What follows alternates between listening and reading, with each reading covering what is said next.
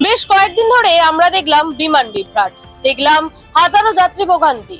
এবার একটা অন্য ঘটনা বলি। বিয়ে বিয়ে মানেই একটা স্বপ্নের মতো দিন, একেবারেই কিন্তু আনন্দ, মজা, হই হুল্লোড়, প্রিয় পরিজনদের উপস্থিতি, গুরুজনদের আশীর্বাদ, অর্থাৎ বলতে গেলে সব মিলিয়ে একটা নতুন অধ্যায়ের সূচনা।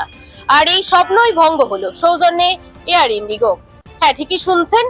এই যে এয়ার ইন্ডিগোর যে বিভ্রাট, তার কারণে ঠিক সময়ে বিয়ের জায়গায় পৌঁছতে পারলেন না নতুন বরকনে, এবং সময় নষ্ট না করেই অনলাইনে তাদেরকে পুরো বিয়ে সারতে হলো। দেখুন।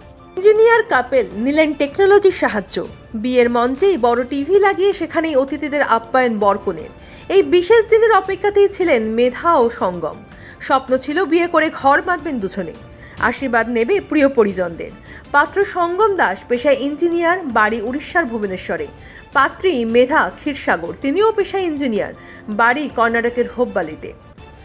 কর্মসূত্রে দুজনেই থাকেন বেঙ্গালুরুতে। গত 23শে নভেম্বর ভুবনেশ্বরে মেধা ও সঙ্গমের বিয়ে হয়, আর এক অনুষ্ঠানে কর্ণাটকে মেধার বাড়িতে। কিন্তু সেই অনুষ্ঠানে উপস্থিত থাকতে পারলেন না নতুন বড় কনে।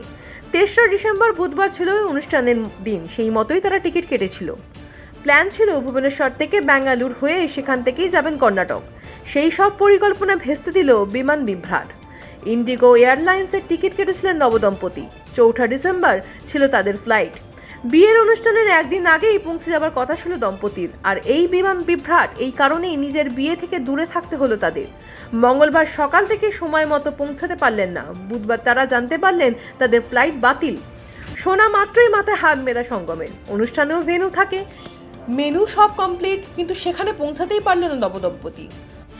তাই সময় নষ্ট না করেই দুজনে বরকনের বেশে বসে গেলেন ক্যামেরার সামনে। অনলাইনেই যোগাযোগ করলেন কর্ণাটকের পরিবারের সাথে। আর ওই দিনই হুব্বালিতে চলল বিয়ের আচার অনুষ্ঠান। বিয়ের অনুষ্ঠানে উপস্থিত থাকতে না পেরে হাত জড়ো করে ক্ষমা চাইলেন তারা।